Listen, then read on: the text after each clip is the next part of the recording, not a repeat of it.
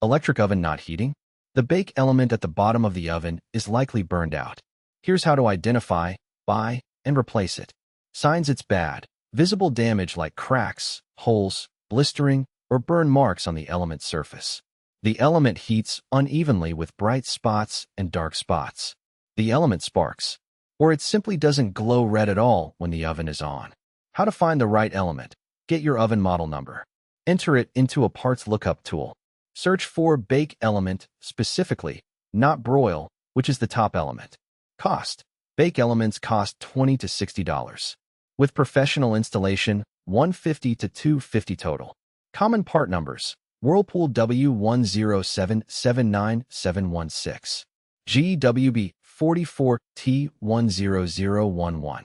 Samsung DG47-00038B. LG Me 3659302. These vary by model, so always verify. DIY installation. This is one of the easier oven repairs. Turn off the breaker.